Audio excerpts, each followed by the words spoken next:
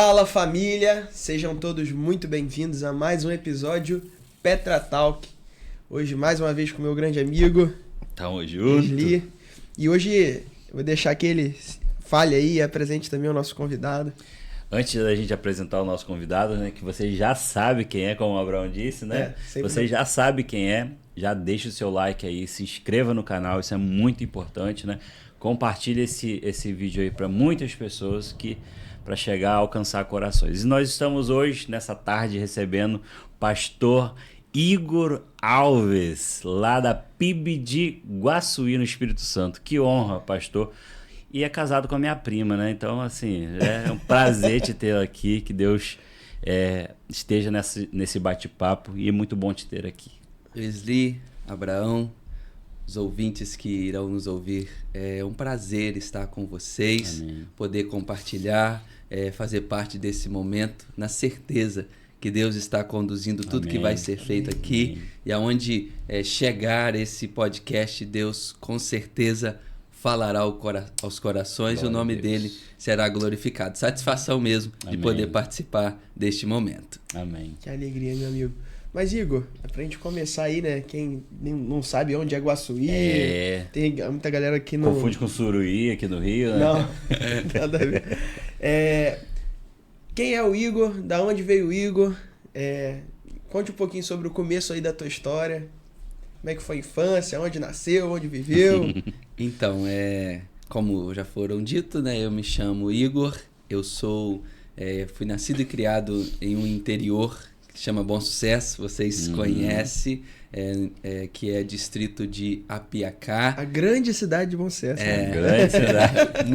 Uma cidade grande de aproximadamente aí uns 200 habitantes, vamos dizer isso. Mas fui nascido e criado em Bom Sucesso, toda a minha infância, né, adolescência, juventude, e sempre os meus pais nasci em um lar cristão e sendo instruído naquilo que eles sempre dedicaram a nos ensinar, e sempre ensinando para nós. Eu sou filho de Rubenil e Kátia, tenho 2 irmãos, o Lucas e o William, e nossos pais nos ensinaram, e glória a Deus por isso. Amém. E no decorrer dessa juventude, tive um tempo na minha vida, como todo jovem e adolescente, de indecisões, e essas indecisões chegam até a nós. E dentro desse tempo de indecisão, eu comecei a namorar uma outra menina que não é a Cassiane. E dentro desse namoro, o que marcou ali a minha vida foi que esse namoro estava ocupando um lugar em minha vida que não deveria ocupar. Você tinha quantos anos nessa época aí? Nessa época, aproximadamente aí uns 16 anos. Então, assim, bem jovem mesmo, com muitos questionamentos.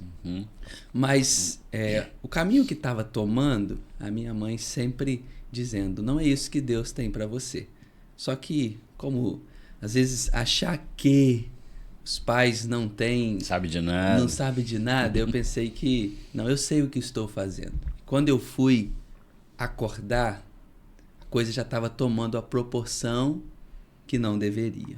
E aí, esse namoro vem ao fim, e a partir de então, é triste isso, mas às vezes uma realidade. A gente só vai aprender depois que acontece, depois que a coisa vem à tona, você vai ver, poxa, aonde eu estou, eu não deveria estar, eu fui avisado sobre, mas não dei a devida atenção. Só que, depois disso, começa de uma forma diferente. Eu começo a orar e a pedir a Deus direção para um novo relacionamento que fosse algo dele para a minha vida. Interessante que Cassiane também tem uma decepção de relacionamento e começa a orar. O mesmo propósito. Estamos no mesmo propósito. E diante disso, desses propósitos, os dois orando, compreendendo que a nossa vida deve ser totalmente direcionada por Deus. Então eu conheço Cassiane, a gente começa a relacionar a esse tempo de diálogo, de conhecimento, e vejo que, tanto eu quanto ela, que isso era o que Deus tinha para a nossa vida. Eu quero abrir uns parênteses e me direcionar aos jovens, aos adolescentes que vão nos ouvir, que tenham muito cuidado nesse tempo de escolha, de relacionamento.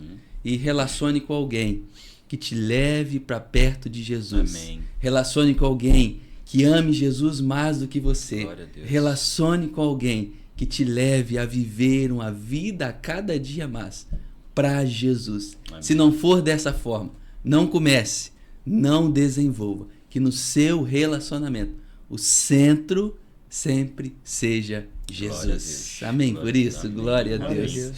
E aí, nisso tudo eu nunca escondi para Cassiane que eu tinha compreendido que havia um chamado de Deus para minha vida, embora nesse tempo aí ainda não soubesse exatamente isso, não tivesse a certeza, mas a Cassiane não pode dizer, e eu sempre brinco isso com ela, que ela caiu de paraquedas. Eu não sabia que eu seria uma esposa de pastor, pode ser que não, mas que havia um chamado de Deus e que eu tinha essa certeza, eu tinha e sempre deixei muito claro para ela. Quando você compreendeu essa certeza desse chamado, antes de conhecer a Cassiane? Você já tinha essa certeza? Ou foi durante o namoro? Sim, então, eu fui, lá a gente chama de identidade radical. Ah, sim. Sim. E ali, tudo que eu vivi ali, as realidades, eu saí dali sabendo que Deus tinha um chamado para minha vida. Ah, sim. Embora, como eu disse, o chamado ele vai se desenvolvendo. Sim. Mas eu tinha essa ciência que aquilo que Paulo vai dizer, em nada eu tinha a minha vida por preciosa, contanto que eu cumpra com alegria a carreira e o ministério que eu recebi do Senhor Jesus, de dar testemunho do Evangelho da graça de Deus. Então, eu já tinha essa convicção no coração que foi se desenvolvendo, mas por isso eu deixei ela muito a par disso e a gente casou. Casamos em 2018. Quanto tempo juntos vocês ficaram antes do casamento? Ficamos 1 ano e 5 meses. E eu sempre digo isso também, há casos e casos, mas quando se entende os dois, o propósito, e sabe que aquilo é de Deus, não tinha outra... Tem por que enrolar, né? Não tem por que ir enrolando. E foi muito bom, tanto para ela quanto para mim, casar, esse tempo de amadurecimento e de crescer junto em todas as áreas. Então, Cassiane está comigo, né? Desde o início. Desde o início, alguém que fez parte aí dessa trajetória. Em 2018, a gente casou e entramos num propósito de orar por 1 ano. Se essa fosse a vontade de Deus para eu ingressar no seminário. Então aí a gente começa a orar e pedindo muita direção a Deus. E a grande verdade é que quando a gente começa um processo de oração, nós colocamos para Deus todas as dificuldades. Não é isso? A gente não coloca nada. As dificuldades a gente vai apresentando. Deus, eu preciso ingressar no seminário. A minha realidade era morando aproximadamente quase 100 quilômetros longe do seminário mais próximo que a gente vai ter. Eu tinha que ir até Calçado, de Calçado pegar o ônibus, ir para Itaperuna, estudar, retornar. Mas quando o tempo estava tranquilo, no sentido de não estar chovendo, muito bom. Vocês conhecem a estrada e sabem do que eu estou falando. Rally do Sertão, né? Rally do Sertão. E quando estava chovendo, aí a coisa complicava. E dentro disso, eu também começo a trabalhar em Calçado. E eu ingressava no serviço às 6 horas da manhã.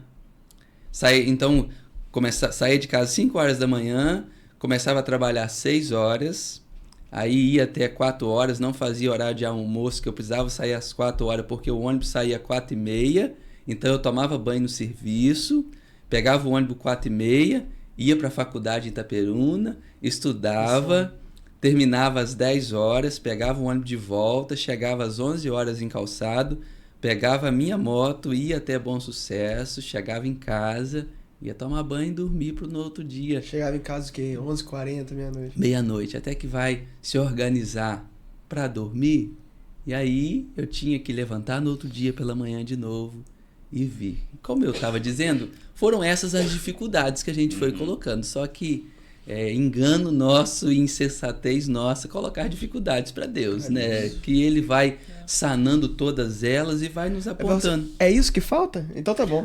Sim. Resolvido, então só vai. E eu tenho aprendido, se nós formos olhar para a Bíblia, Abraham Wesley, não foi fácil para ninguém. E não é nós que estamos querendo essa facilidade. Não adianta buscar a facilidade. Eu sempre digo e falo muito isso na igreja, nós não buscamos a facilidade, nós buscamos a vontade de Deus. E essa vontade, ela vai ser para nós desafiadora. Por que desafiadora para nós? Porque nós temos a nossa vontade. Se eu dizer para vocês, entre o caminho mais fácil e o caminho mais difícil, nós naturalmente vamos optar pelo caminho mais fácil. Mas não é assim. Os pensamentos e o caminho de Deus não somos nós, mas são bem mais altos e bem melhores. E com isso, em 2019, eu ingresso no seminário e começo aí, só que no decorrer eu vi que estava ficando muito difícil. Eu trabalhando em Calçado, morando em Bom Sucesso, pegando a estrada, Cassiane me aguardando até eu retornar, então a gente decide mudar para Calçado. E na ocasião o pastor é o pastor Rivaldar, a gente conversou com ele e eu continuei congregando em Bom Sucesso, né? E indo e vindo. E aí ele me faz o convite para, no segundo ano do seminário, ir para o Batatal, para ajudar, auxiliar lá. E aí vem a convicção do meu chamado. Ali começou. Ali começou. É isso. Lembra que eu disse anteriormente que eu ainda não tinha tinha convicção de um chamado, mas não sabia pro quê e o quê, né? E ali, começando a desenvolver, e interessante, a gente começou lá no Batatal em fevereiro. Em março, estoura a pandemia. E a grande verdade de interior é que ninguém tinha internet. Eita Jesus. A grande cidade do Batatal tem quantos habitantes? Então, em volta ali deve ter de 100 a 150 pessoas. É uma estimativa, né? Eu não sei certo agora como tá. Então não tinha. Como você vai... Porque todo mundo em casa. Como agora ter esse contato? E eu digo para vocês, com gratidão a Deus, foi o tempo que a igreja mais cresceu. Glória a Deus. Como isso?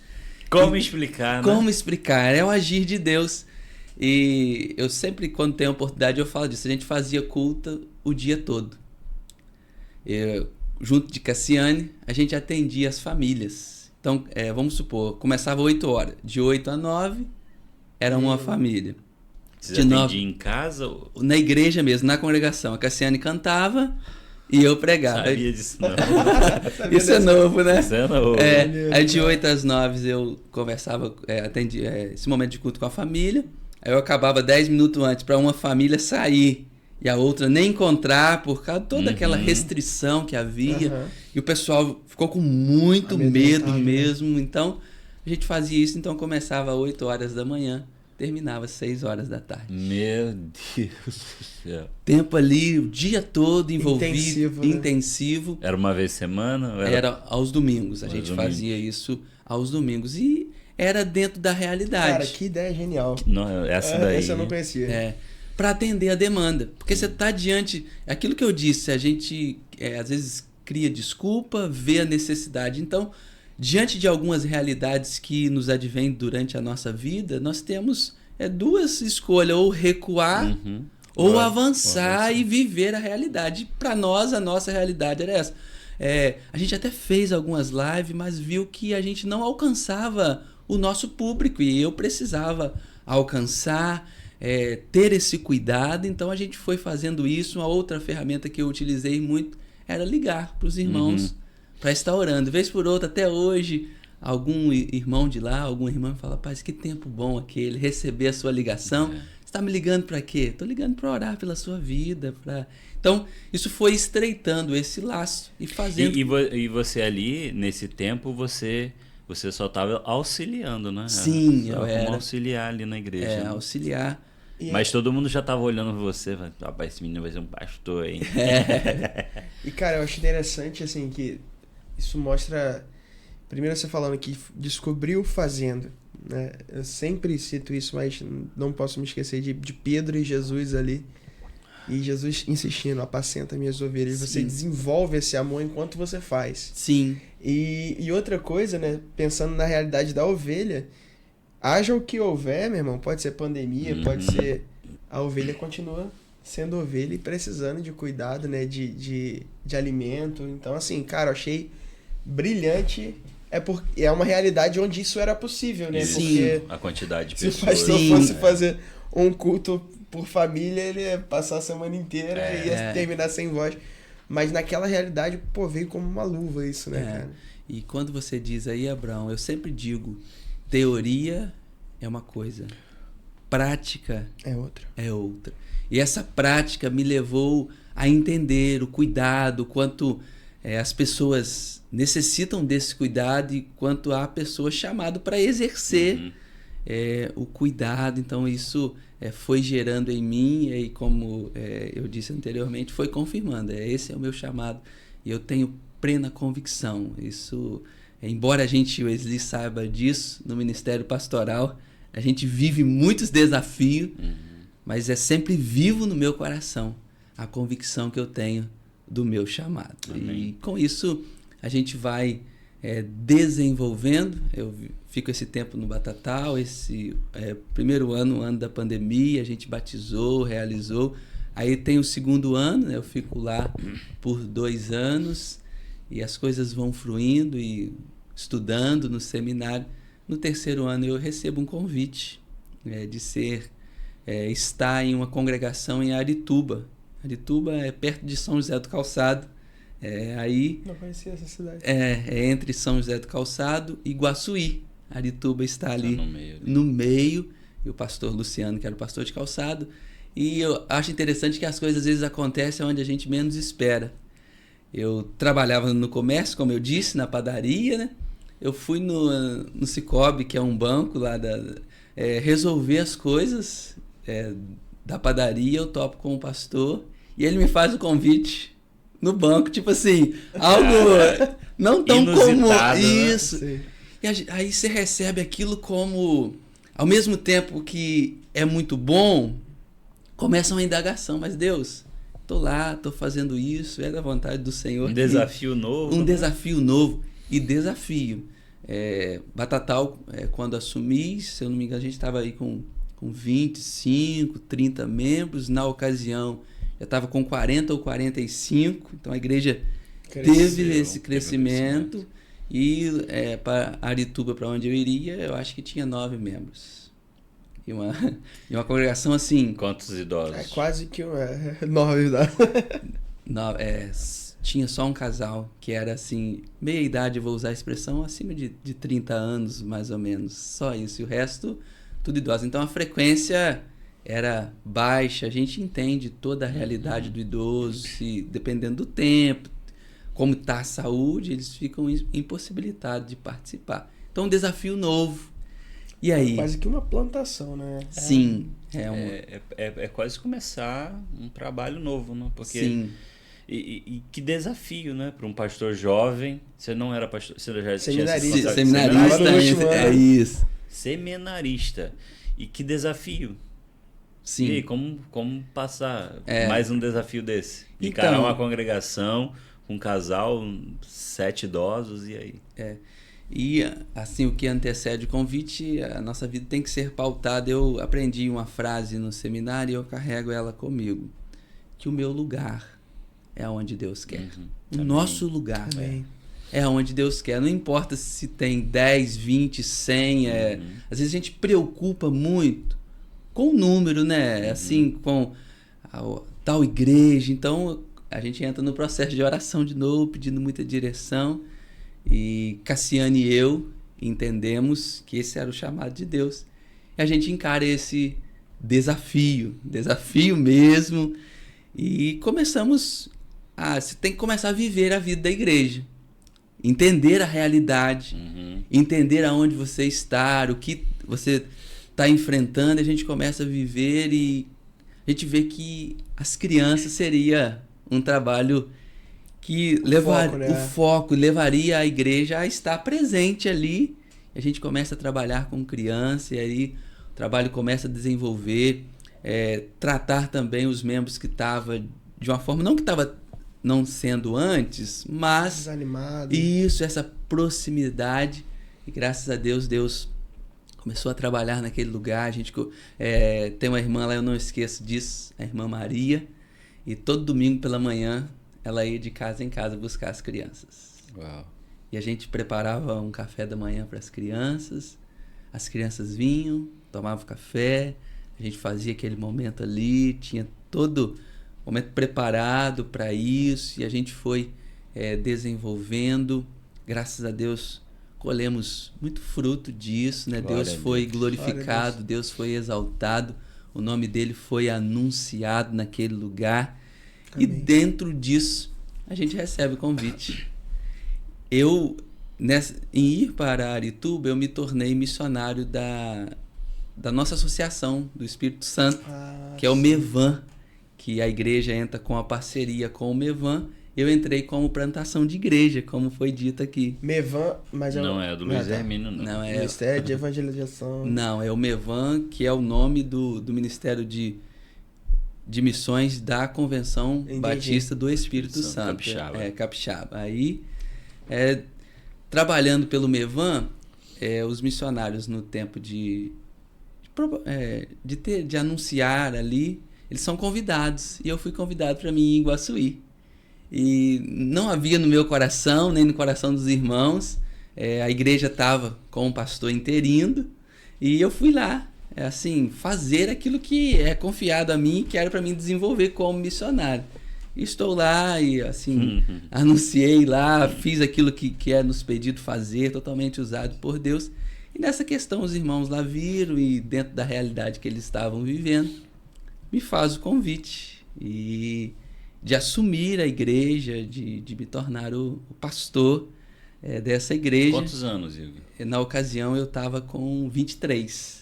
Rapaz. 23 anos. 23 anos e já havia vivido muita, Tava com uma bagagem. Alguma experiência, embora as coisas são novas no decorrer, mas essas experiências são muito válidas. Sim.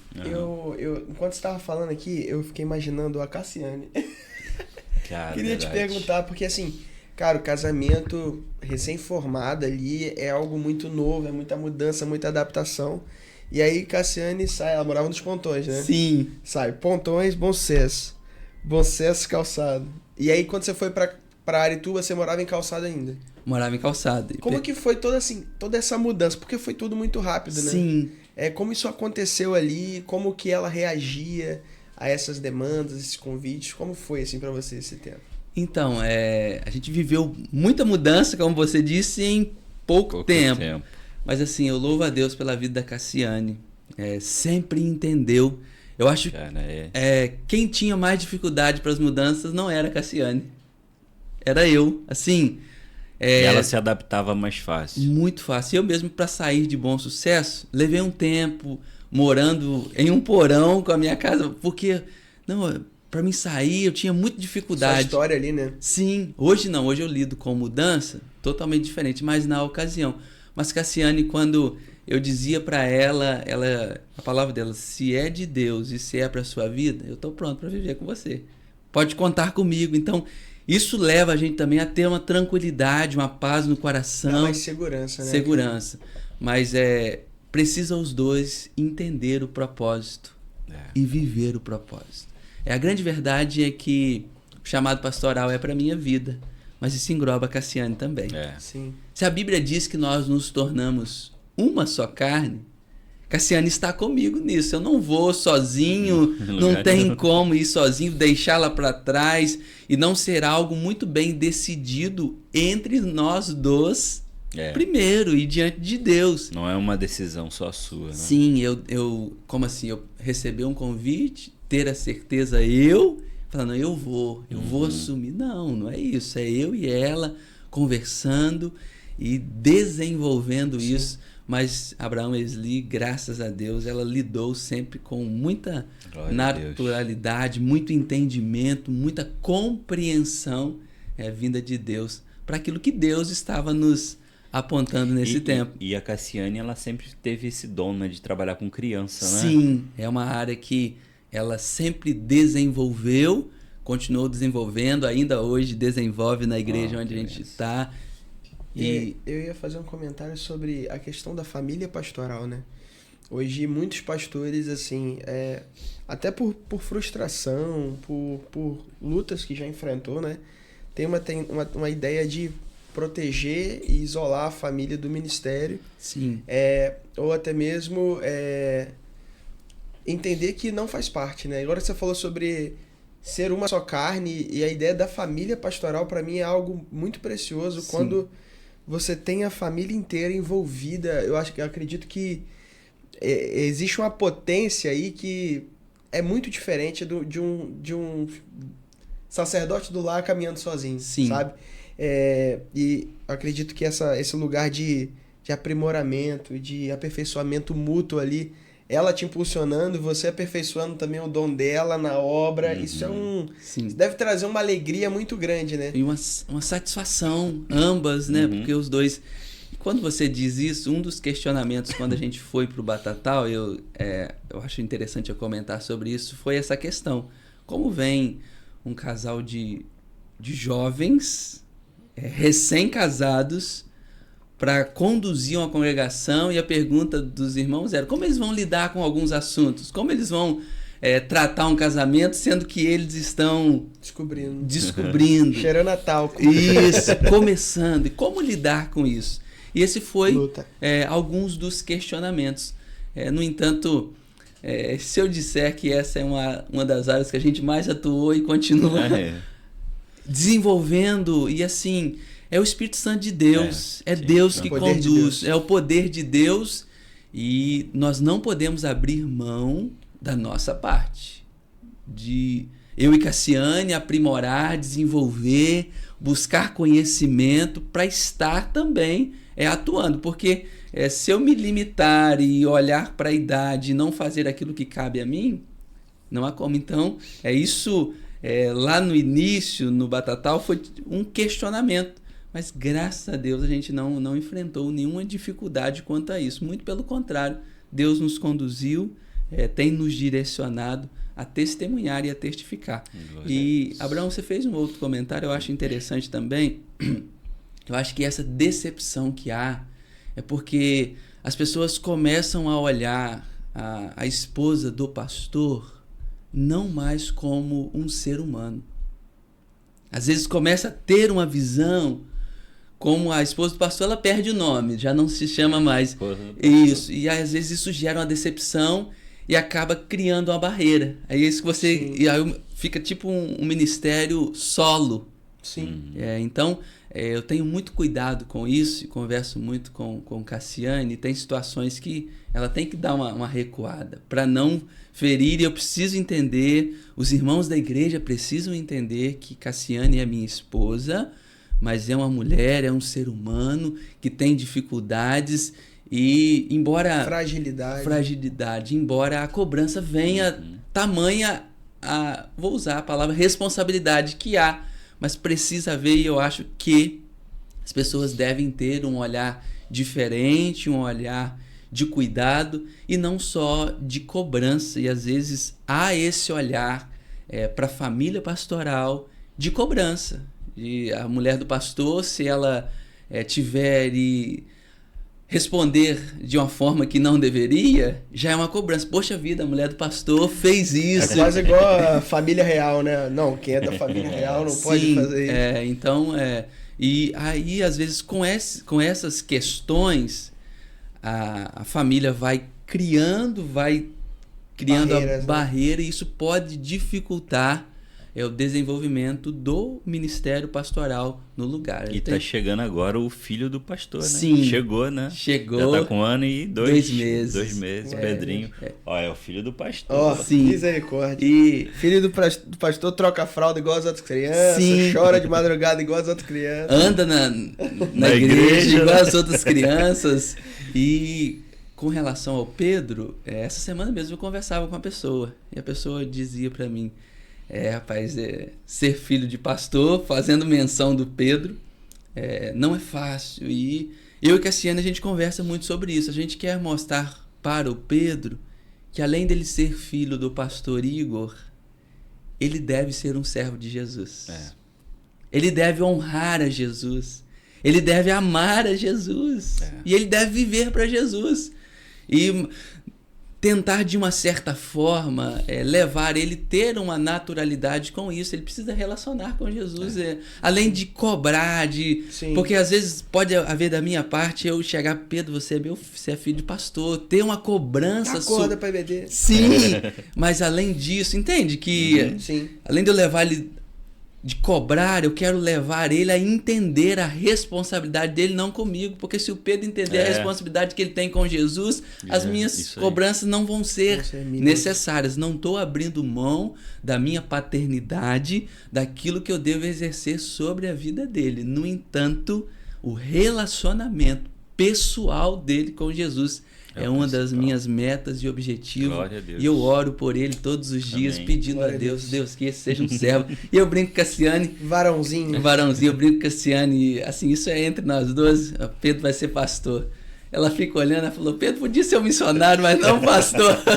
Brincando, mas vendo a realidade pastoral, não que a gente não entenda isso, mas ela sempre diz, a gente conversa, que seja feita a vontade de Deus. Que ele seja aquilo que Deus quer que ele seja. Então, eu creio que esse parênteses a gente abrir aqui em relação à família pastoral, a gente deve olhar com muito cuidado, com muito amor. É interessante que, assim, eu vejo na tua fala muita sabedoria quanto a isso, né? E quando a gente consegue identificar por onde que a coisa pode dar errado e precaver isso. Então, assim, por exemplo, eu sei que a maioria das famílias pastorais sofrem nessa direção. Então, você já tem um olhar de prevenção, sabe? Eu lembro de Jesus falando que o jugo é suave, que o fardo é leve. E nós, como liderança, eu não sou pastor, né? Estou numa mesa de pastores aqui, mas quem sabe um dia Deus separe isso também. Mas nós, como servos ativos, muitas vezes é muito tênue o lugar do poder de Deus e do movimento, do fruto, e o lugar da sobrecarga, do cansaço. Eu acho que acontece muito das famílias se perderem nesse processo quando o pastor ou aquele que direciona ali não percebe o momento em que o fardo começa a se tornar pesado. E eu acho que o fardo só se torna pesado quando a gente está carregando um fardo que é além do que aquele que Jesus colocou. Porque às vezes pesa sobre a vida do pastor o julgamento, pesa sobre a vida do pastor a sensação própria de eu vou resolver tudo. Assim, eu tô falando do que eu imagino, tá? E do que eu convivi, eu não sou pastor para falar. Mas o próprio líder, às vezes ele se coloca numa posição de ele resolver. Deus usa a vida dele e acaba que aquilo se torna uma brecha para ele entender que algo saiu dele, sabe? E aí a gente se coloca numa posição de insuficiência e o fardo se torna pesado. E aí eu lembro da vida de Moisés. Precisou chegar ali um terceiro e falar, divide aí. Tu vai infartar antes dos 100 anos, hein? E esse comentário seu é muito válido, Abraão, que esse é o grande perigo, do ministério. E eu digo, como a gente já fez menção, a Cassiane, ela sempre está me alertando muito. E assim, eu tenho uma folga, que é na segunda-feira. Importante falar sobre isso. Pastores também, né? CLT, pastores. Sim, essa folga, esse tempo com a família. Tem férias, pastor? Tem férias, necessitamos de férias, né? E, além disso, ela sempre, alguma semana que vai excedendo muito as realidades, a demanda do ministério, ela fala, você ficou o dia todo quase na igreja, sempre assim, tendo essa preocupação, essa preocupação. Hoje, vamos citar um exemplo, você quase não viu Pedro, fica com ele um pouquinho, entende? Pra gente, não tem como você ter um pastor presente na igreja e um pastor ausente na família. Isso é muito sério. Isso é muito triste e muito sério. E assim, embora a gente quer desenvolver muita coisa, citando por mim, quer ser muito ativo, muita coisa para desenvolver na igreja, mas... Eu acho que é por isso que Deus não me casou ainda. Rapaz, misericórdia. Acho que a minha mulher fala assim, pelo amor de Deus, eu vem pra casa. Sim, porque... Isso é um perigo. É um perigo. Eu sempre digo, se a gente for ver trabalho, não falta. Tem dia que eu chego na igreja às 6h30 da manhã e vou embora 9h30, 10 horas da noite. Dia todo na igreja, só venho em casa almoçar, fico 2 horas em casa. Embora eu moro muito perto da igreja, atrás da igreja, isso ajuda muito nesse contexto. Eu venho em casa almoçar, passo Deve atrapalhar em outros, né? Ou não? Mas graças a Deus não. Ele esteve lá em casa, ele viu que, né, é independente, os irmãos da igreja foram muito bem instruídos sobre isso e respeitam bem. E assim, a gente não tem nenhuma dificuldade. Mas eu estou muito próximo, então eu venho em casa. Se ela precisou de mim alguma coisa, eu estou ali próximo. Mas é uma carga horária que a gente é bem puxado. Então você está ali e as demandas. Só que você precisa entender que você tem uma família. Que essa família necessita de cuidado também. De cuidado. Nós temos vivido um tempo que as pessoas têm substituído a presença por coisas. Nada substitui a presença. Eu falo a presença, pessoa. Nada substitui na minha família. Às vezes eu quero, tipo assim, colocar coisas na vida da Cassiane, do Pedro. Não, eu quero dar isso pro Pedro. Um exemplo, quero dar, não que seja errado, uma escola boa, o Pedro estudar. Tipo assim, encher de coisas. Mas aonde está... Ocupar a mentezinha dele. Onde está a minha presença como pai. Então, eu direciono aqueles que nos ouvem, entendam isso. Coisas não substitui presença. Sua presença na sua família é insubstituível como a presença de Jesus. Verdade. Rapaz, essa conversa tá boa demais. Vocês que já são pai, né? Esse assunto aí eu sou pai em formação, né? Informação. Sim. Mas, irmão, é muito bonito ver isso assim na tua vida, né? E perceber a sabedoria que Deus tem te dado. Amém. E enquanto você estava falando, a gente precisa entender até onde o nosso pé vai. Sim. Até onde a gente consegue resolver. E aí eu fiquei pensando assim, o servo que acha que é capaz de resolver tudo no seu tempo, naquele dia, precisa passar, não vou nem botar 12 horas não, 6 horinhas comigo na UPA. Sim. Por quê? O cara que acha que ele vai secar a fila, que ele acha que vai vou atender todo mundo, ele morre de trabalhar. E não consegue atender. E não consegue. Às vezes a gente pega assim a tela com 10, 15 pacientes e em 2, né? Atendendo. Pum, pingou mais um. Cara, não para. Então, assim, eu acho que em todo lugar, e principalmente quando a gente fala de demandas espirituais, ainda mais no nosso tempo, cara. Tempo de tanto engano, de tanto sofrimento psíquico, e às vezes o pastor trabalha 60%, 70% psicólogo quase. Sim. E o restante de orientação de fato espiritual, mas muitas vezes sofrimento mental. E, cara, o cara que cair no engano de eu vou resolver isso até o final do ano. Ele vai morrer de trabalhar, pode nesse processo, colocar em sofrimento muitas coisas. Então, assim, é necessário... Assim, na tua fala, eu percebi que é importante esclarecer prioridade. Sim. Esclarecendo prioridade, exercitar a dependência, velho. Porque às vezes a gente vê a demanda e acha assim, eu vou resolver. Mas Deus já tem a solução para aquela demanda.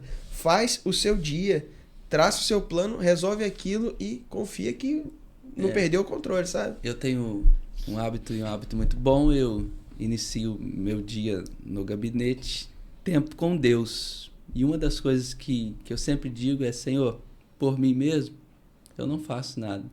Pelas minhas forças, eu sou fraco. Tenho aprendido muito que precisamos depender de Deus em tudo. Não achar que eu faço, eu realizo. Não, você é um instrumento, você é alguém que é usado. Mas, na verdade, quem faz, quem realiza, quem opera é o Senhor. A Ele toda honra e glória. Então, essa dependência que você fala, Abraão, no ministério pastoral, e eu digo em toda a nossa vida, nós precisamos depender totalmente dele e fazer a nossa parte. E pastor, essa ida do senhor lá para Guaçuí, né? também você chegou lá, a igreja também, né? Sim. Já é uma cidade, agora é cidade. É uma cidade. E já não tá na roça, né? Sim. Já é um olhar totalmente diferente de como que foi. Lá é a PIB de Iguaçuí? PIB de Iguaçuí, primeira igreja batista em Iguaçuí. E eu sempre digo para a Cassiane, vez por outra a gente tá andando em Iguaçuí, e eu falo para ela, parece que a gente tá vivendo um sonho. Eu saí de um lugar que tinha, média aí, 200 e poucos habitantes. Hoje eu tô numa cidade de 30 mil habitantes. É uma mudança, assim, para mim significativa. Sim. Como assim? Vocês, o Ezi também viveu essa realidade, sabe o quanto a gente tem algumas limitações no interior e como isso muda para você vir para uma cidade, realidades totalmente as diferentes. demandas são diferentes. E a gente precisa entender o lugar que estamos e aquilo que vai atender aonde nós estamos. E quando eu assumo a PIB em Iguaçuí, a PIB estava em um processo, né, de sucessão pastoral, e teve um pastor que ficou por 11 meses fazendo essa sucessão. Interino, né? É interino. E esse pastor interino é um pastor de uma idade avançada, né? Alguém que cooperou com essa igreja. Só que uma coisa é ser um pastor interino. O pastor interino, ele está ali sabendo que ele não vai ficar. Então tem muita coisa que ele diz assim, deixa pro pastor que vai vir. Não é isso? Acumulando. Vai acumulando. Então o pastor que Esse aí é o médico no final do plantão, entendeu? Sim. Acumula, vou pro... Daqui a 10 minutinhos você pergunta isso de novo. Isso, o outro vai continuar. Então, ele tendo essa visão dele sair, é uma outra realidade, nós estamos em dois extremos. Sai um pastor que já está assim, vou usar a expressão final de carreira, né? Alguém que ele nem já é aposentado nessa questão, e chega um pastor que é o primeiro ministério. Então a gente tá... E tu foi ordenado para assumir lá ou você já tinha sido ordenado na igreja anterior? Não. Eu terminei o meu seminário em agosto. Eu já tinha um convite, então eu terminei o seminário em agosto. Fui consagrado em setembro e assumi a PIB em outubro. Então fazendo TCC, já pensando no concílio, e depois do concílio já assumindo a igreja. Então eu acho que mudança faz parte da minha vida. E viver coisas muito intensas, porque é muita intensidade para um tempo só. Você não tem... Já estou terminando, já estou pensando e já assumo essa igreja.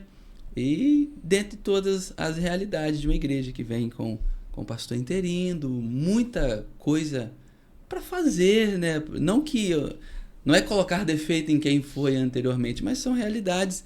E eu começo a desenvolver e implantar aquilo que Deus está colocando no meu coração. Então, muitas coisas precisam ser ajustadas. Sim. Muitas coisas precisam... testadas.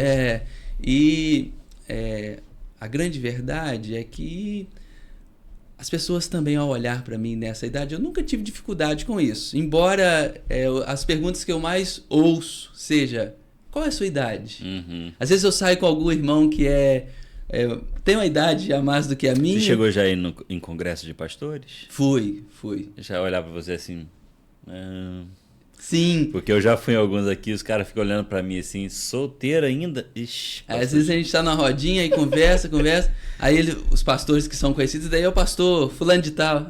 Pastor, né? Tipo assim... pastorzinho. Isso mesmo. Às vezes usa essa expressão.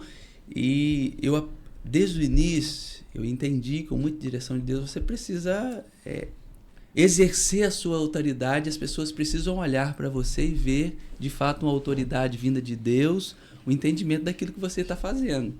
Então, muito mais, quando Paulo diz a Timóteo, não importa a sua mocidade. Sim. Agora, seja exemplo para os fiéis, no trato, no amor, na fé. Então, muito mais do que preocupar com a minha idade, eu preciso preocupar em ser exemplo. Deus nunca teve dificuldade com idade. Você pode olhar para a Bíblia. Idade nunca vai ser dificuldade para Deus. Ele chamou Pedro. Quantos anos você tem? Sim. Não. Não, pode vir. Então, é ser exemplo e exercer aquilo que Deus colocou na minha vida. Eu louvo a Deus pela vida da PIB em Guaçuí, porque os irmãos entenderam muito bem isso. Hoje você tá com quantos anos? Você tá falando tanto de idade que eu já até me perdi as contas. 26. 26. E sou pastor na PIB há 2 anos. E tem feito um trabalho muito bonito lá, que Deus continue te abençoando. Lá tava com quantos membros quando você chegou? Então, quando eu assumi, a gente tinha entre 62 a 66 membros. Essa era a realidade. Hoje, pela graça de Deus, a gente teve um último batismo, a gente é 111 membros. Glória a Deus. A gente teve assim, esse crescimento em todas as áreas. A gente, questão de construção, construímos bem, ainda estamos construindo. E o nosso desejo hoje, nós temos um lema. Eu tenho trabalhado muito isso com a igreja. Ser uma igreja bíblica, uma igreja acolhedora, uma igreja que ama a Deus, uma igreja que ama o próximo. Então não queremos perder isso. Temos muito objetivo. Nunca foi a minha preocupação e nunca será a minha preocupação numérica. Sim. Mas o número, ele é fruto. Lembra quando nós olhamos em Atos capítulo 2? A igreja vivia a oração, ali buscava o estudo, né, a Bíblia, e por fim vai dizer que Deus ia acrescentando. Mas primeiro eles perseveravam na doutrina dos apóstolos, na oração, na comunhão. O número como uma consequência de uma vida, né? Às vezes nós nos preocupamos tanto com o número, esquecemos de fazer o que tem que ser feito. Sim. Eu carrego comigo que não espere nada antes de ter ação.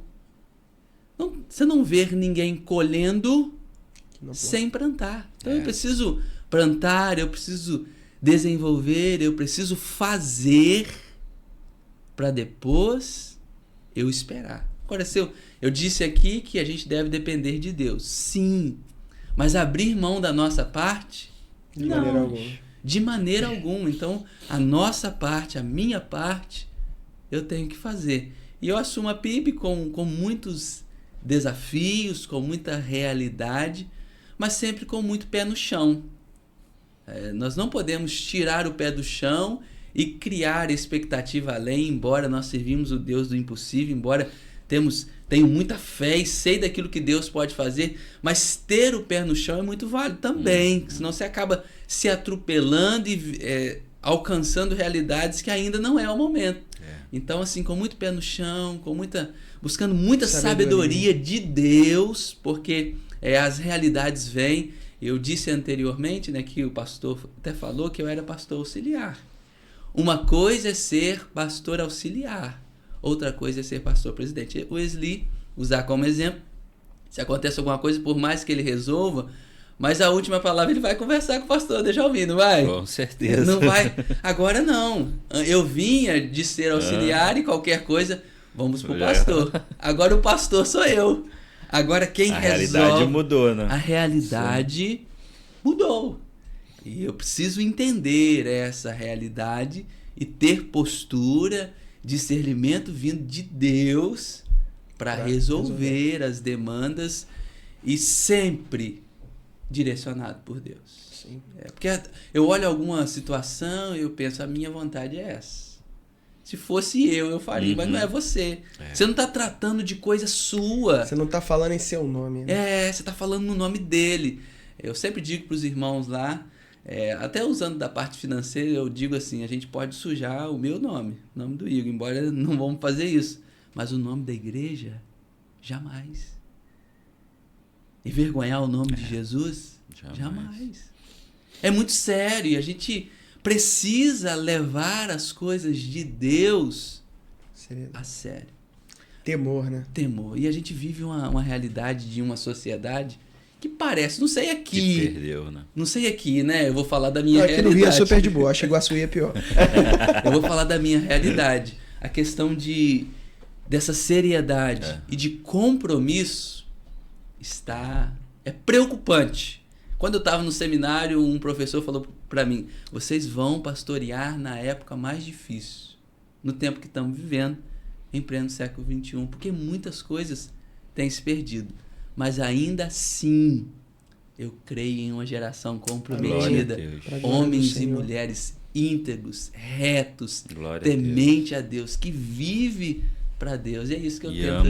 Ama essa palavra. A gente não pode abrir mão da palavra. Isso aí. Você tava falando sobre o crescimento e os frutos, né? Até a desculpa do eu não quero número, eu quero qualidade. Melhor qualidade do que quantidade. Eu já vi muita gente usar essa expressão num contexto de comodismo. Sim.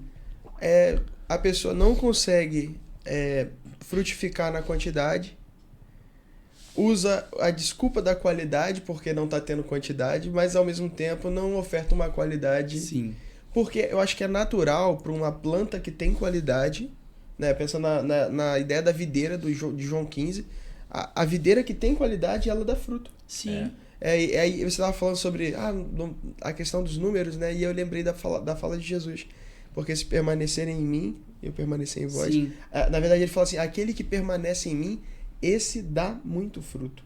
Então ele usa esse termo muito, né? No sentido de realmente algo abundante.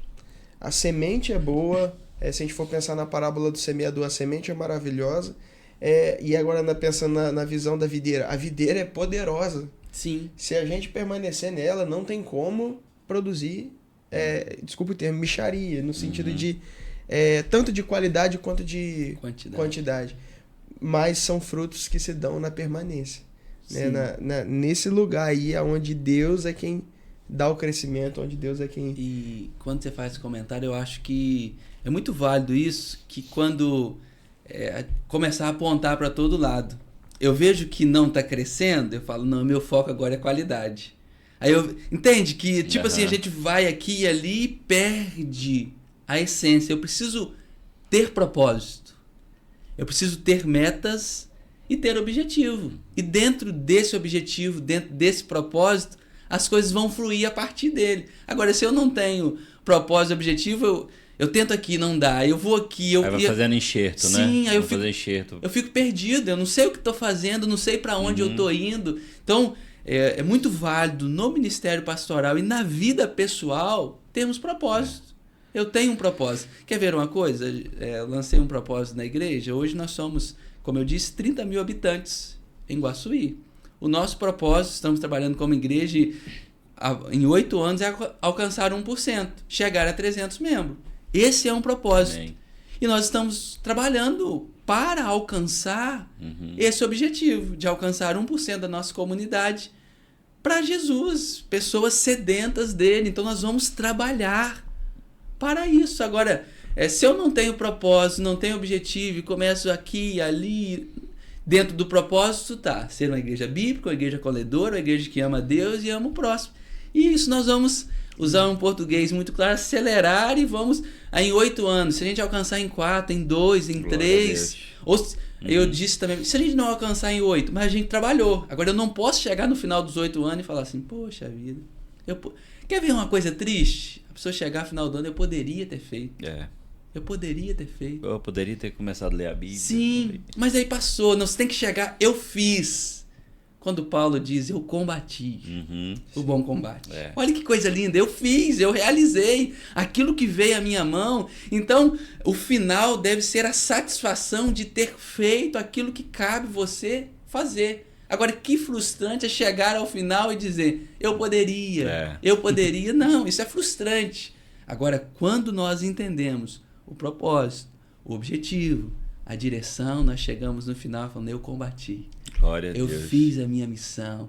Eu cumpri aquilo que Deus confiou a mim. E aí há no meu coração a paz. Paulo vai dizer, eu plantei, Apolo regou. Ele vai dar o crescimento. Agora, plantar, sujar as mãos na terra, cavar o buraco, adubar. Aguar não espere para Deus não, meu amigo. Vá fazer. É a sua parte. É a minha parte. Já foi dada a semente, né? Já foi dada a semente. Encheu a nossa mão. Precisamos trabalhar e nos envolver com o reino e fazer aquilo que Deus quer que façamos. Glória a Deus. Legal, cara. E eu tô achando tão bom a conversa que se deixar a gente vai embora. Mas eu creio que foi um tempo de muito desafio. Esse tempo agora de estar em Guaçuí, Sim. de estar numa igreja maior. Eu queria te perguntar assim, como foi agora nessa realidade?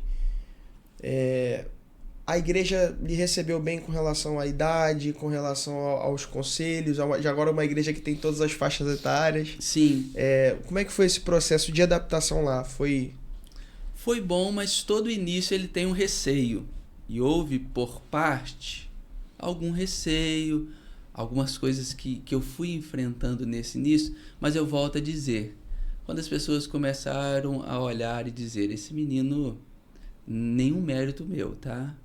Nada pra mim, a glória nunca vai ser minha, nunca deve ser. Amém. Mas as pessoas olharem e dizer assim, não, parece que ele sabe o que ele está fazendo. Ele é crente.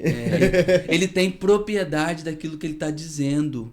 Então, eu acho que muito mais do que essa cobrança é ganhar a confiança e saber que você é um homem de Deus. Você tem vida com Deus. Você tem autoridade vinda do Espírito. Então, esse receio ele foi se perdendo muito rápido. Glória a Deus por isso. Foi se deixando e as pessoas ouvindo muito e algumas pessoas dizem, pastor, embora você seja muito jovem, isso não deixa de usar. Eles vão orar mesmo apesar de ser uma criança. Vão orar, o pastor muito jovem, mas que tem desenvolvido esse ser jovem, não deixa. Ainda não esqueceram. Não esqueceram, mas as pessoas falam, pastor, sabe que isso está certo? Sabe que esse é o caminho? Mas a base está aí. É a Bíblia. Eu não estou inventando a roda. Eu não estou criando, não. É aquilo que a Bíblia está dizendo. Então a gente precisa ser uma igreja bíblica. Uma igreja que é direcionada pela Bíblia. Uma igreja que resolve os seus conflitos baseado na Bíblia. Que, quando eu digo conflitos, realidades que surgem no decorrer da caminhada. E não abrir mão dele, de Deus. A gente não pode abrir mão e subir a mente. Não, rapaz, eu estou desenvolvendo um trabalho. Eu sou o cara mesmo. Chegar nesse lugar aí e começar a queda, e começar a apodrecer os frutos, cara. A ruína, ela vem. Então, eu sempre prezo muito para isso. Essa dependência. Mas eu acho que dentro dessa pergunta que você me fez, foi a confiança que eu fui gradativamente desenvolvendo, embora pode haver até hoje algumas realidades a pessoa possa ter resistência, mas eu não vejo isso e lido muito bem. E louvo a Deus mesmo pela vida da igreja, por ter também, embora tinha alguns receios, a igreja me recebeu de braços abertos. Eu acho que, se eu não me engano, foi 99% da igreja que voltou para a minha vinda, entendendo e compreendendo tudo isso. Então, assim, houve um voto de confiança por parte da igreja também, sendo a igreja aí em votação. Eles já enxergavam em você um servo de Deus, você já tinha um trabalho, né? Sim. Nas congregações, então eles já observavam isso em você. E é válido também essa desconfiança, né? Sim. Poxa, é novo, a gente é acostumado com um pastor mais de idade, né? Um pastor que está casado há mais de 20 anos, aí vem alguém novo, recém-casado. Então, assim, é válido essa desconfiança, né? E pra gente é bom. Pastor Juarez, seu pai, né, ele me disse algo que eu carrego comigo. Ele falou, você chegar em um lugar onde há uma desconfiança e não há tanta expectativa para o trabalho, é melhor do que você chegar em um lugar que há uma expectativa muito alta. Ele diz assim, quando há uma expectativa muito alta, as pessoas esperam. Se você não suprir a expectativa, há uma frustração. Agora, se há uma expectativa... É melhor surpreender do que decepcionar. E é uma palavra sábia mesmo, e é muito válido, você citou aí, as pessoas não querer começar no último degrau. Começa no primeiro. Você fez menção... Houve todo um trabalho que eu vim desenvolvendo. Deus vai lapidando. É nosso querer subir a escada toda e querer já estar no último degrau. Mas tem como chegar no último degrau sem passar pelos outros? Não tem como.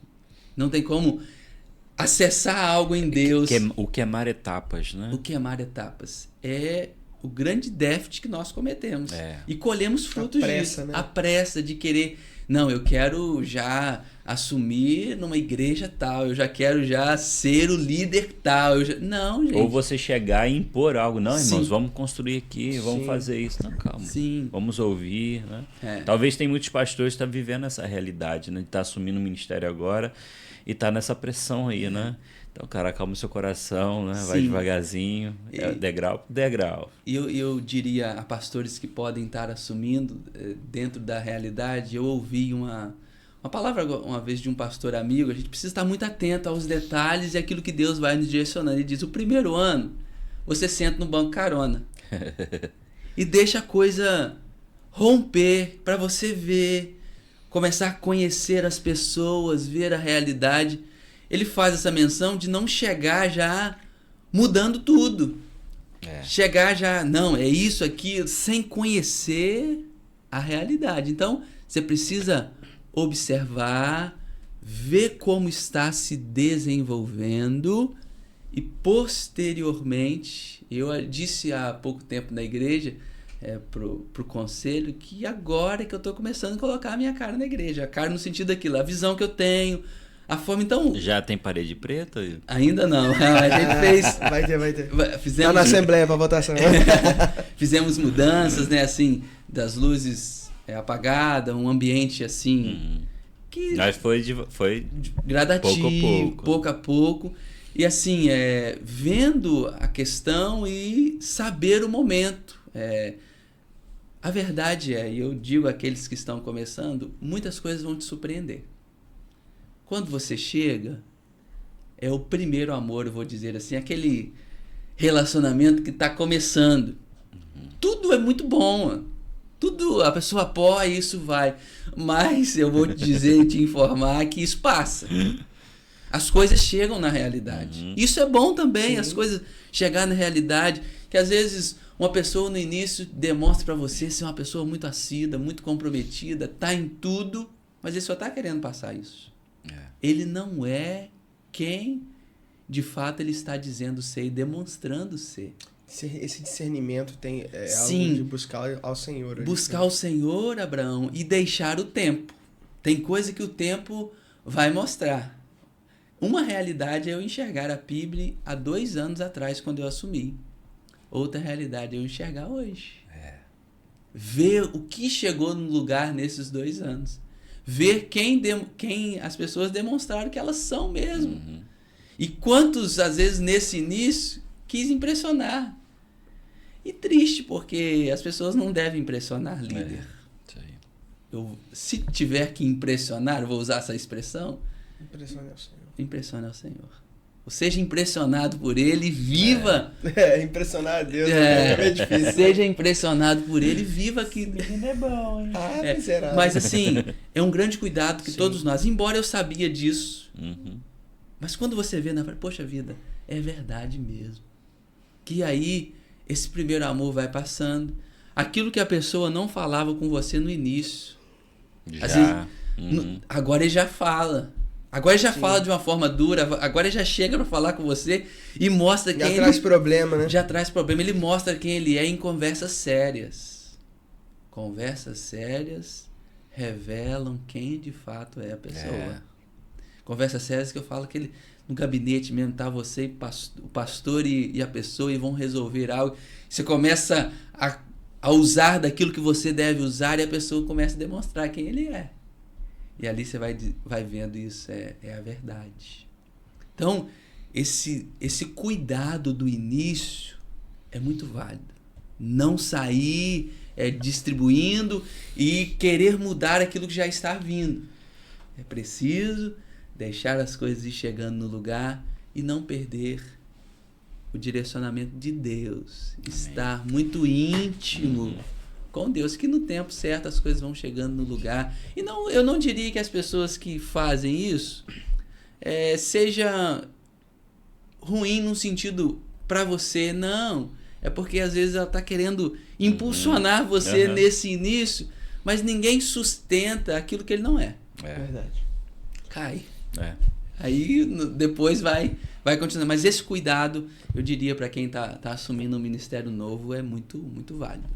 Igão, a gente costuma, já caminhando para o fim, né, do nosso bate-papo, a gente costuma encerrar com 2 perguntas, né? Sim. 2 conselhos, e aí eu vou fazer uma pergunta aqui, Li já vai preparando a dele ali. Mas eu queria que tu desse um conselho para um jovem vocacionado que talvez esteja nos ouvindo aqui. Sim. E talvez cantando aquela música do É Ele, né? Por Ele que tá com esse desejo, sabe, de gastar a vida ali ao lado do Senhor. O que você diria hoje de frente para essa pessoa? Eu diria de frente para essa pessoa, Abraão e Esli, que não há nada melhor do que viver o chamado de Deus. Não há nada melhor do que você entender aquilo que Deus tem para você. Eu vou usar uma expressão bem natural, e lançar de ponta mesmo e deixar Deus conduzir. Se há da sua parte alguma dúvida, se coloque diante de Deus e peça a Ele que Ele vai confirmar. E viva aquilo que Deus tem para você. A sua vida não tem valor, a sua vida não tem preciosidade, a não ser cumprindo aquilo que Deus tem para você. Então viva aquilo que Deus tem para você, vá em frente, você será uma bênção, Deus vai usar você para a glória do nome dEle. Eu quero rapidamente, sei que nós estamos finalizando, nessa questão de chamado, eu tinha um questionamento comigo. Vivendo tudo isso no Batatal, meu pai afastado há um tempo significativo. E isso era muito marcante. Foram inúmeras vezes que ia para a igreja, eu, meu pai, minha mãe e meus irmãos. Eu, meus irmãos e minha mãe, meu pai não. E a gente terminava lá, final do ano, chorando. Como eu queria que meu pai estivesse aqui.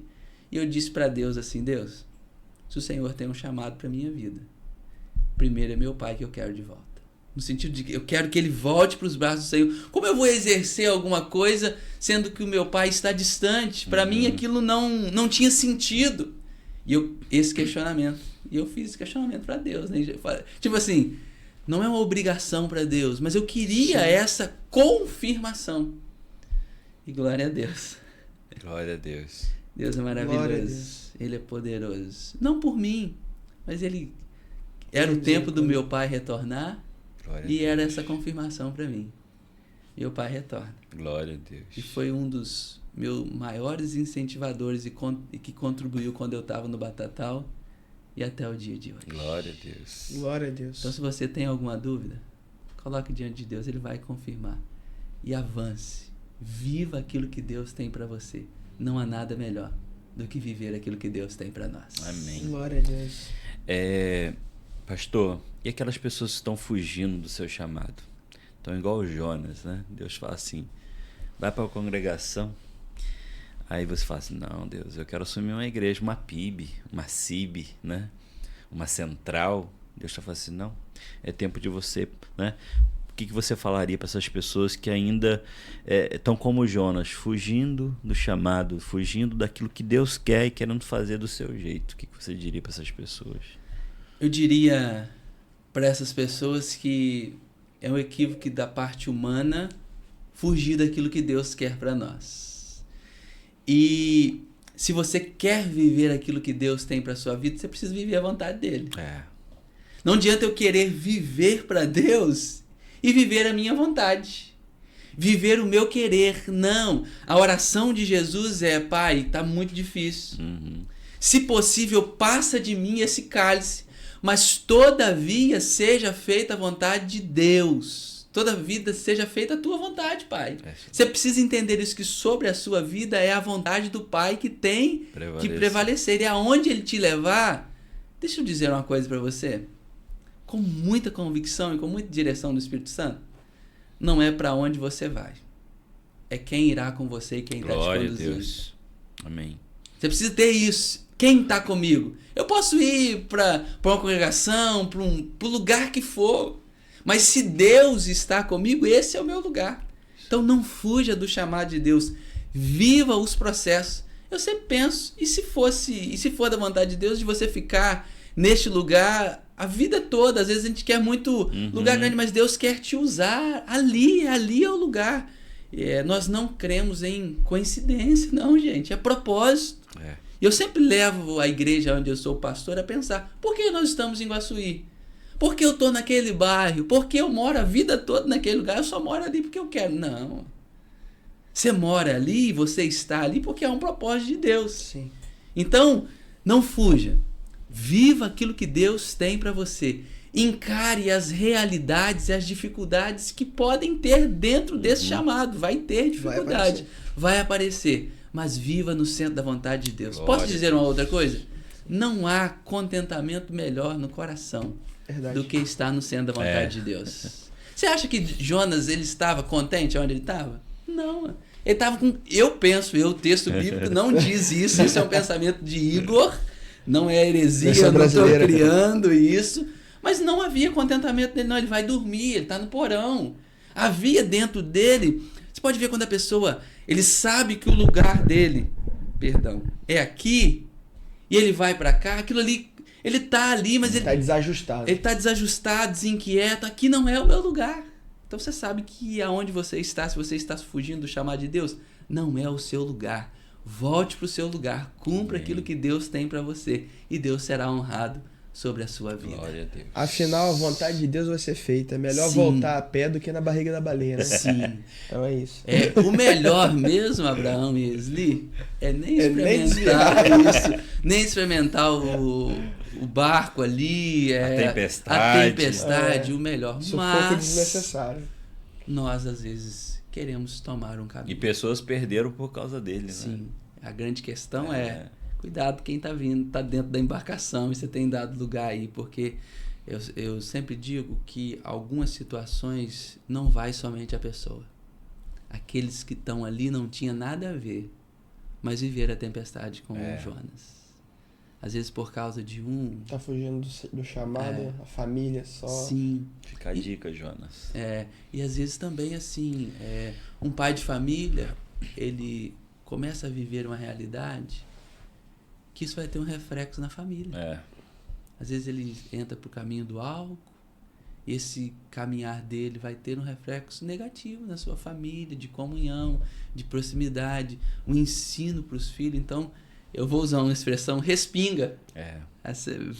Então, esse é o cuidado que a gente deve ter e sempre trilhar naquilo que Deus tem para nós. Mas em nome de Jesus, quem tá aqui com a gente até agora, já agradeço aí que você se inscreva no canal, curta, e se Deus quiser, quem ficou até agora não vai fugir de chamado, né? Vai continuar firme, vai encontrar esse prazer que existe na vontade de Deus. E meu irmão, que alegria, cara, poder ouvir alguém de idade similar, assim, falando com tanto vigor, com tanto propriedade, amor, né, velho? De quem tá vivendo algo com Deus, e eu fico muito feliz com a tua presença aqui. Não sei se o Li quer deixar alguma consideração. Não, você quer deixar algum abraço? Mandar um abraço aí pro povo de Iguaçuí, Batatal, Arituba. Isso, e primeira satisfação é minha, Abraão e Esli. Essa é uma oportunidade singular na minha vida, poder usar desse meio de comunicação. Amém. É o primeiro podcast? É o primeiro de muitos. De poder testemunhar e testificar. Eu sempre digo que eu uso muito o texto de Paulo, quer comamos, quer bebamos, quer façamos qualquer outra coisa. Façamos tudo para a glória de Deus. Amém. Então, participar disso e poder glorificar o nome de Deus e poder levar essa mensagem é extraordinário. Eu quero mandar um abraço para minha esposa, né, a Cassiane, os irmãos da PIB em Iguaçuí, e os irmãos onde eu passei, Batatal, Bom Sucesso. Meu abraço, e a você que está nos ouvindo. A minha oração é que Deus fale ao seu coração, que de alguma forma isso possa contribuir, impulsionar você a viver o chamado de Deus para a sua vida. Não importa a idade, não importa onde você está, se Deus tem um chamado para a sua vida, e glória se você entender e compreender isso, isso vai ser cumprido sobre a sua vida, e você viverá aquilo que Deus tem para você. Deus abençoe a sua vida, a sua família, e vamos juntos continuar vivendo e espalhando Jesus por esse mundo afora, glória testificando desse Deus. Amém. Que é santo, poderoso, eterno, que reina reina sobre todas as coisas e deve reinar sobre a nossa vida e deve ser o nosso Senhor. Deus abençoe você. Amém. Glória a Deus. Se inscreve, compartilha, curte, manda isso no grupo da igreja e continue conosco. Seja parte da família Petra Talk. Muito obrigado por ficarem conosco por mais esse episódio. Um beijo a todos, a paz do Senhor. Fiquem com Deus. Tchau, tchau.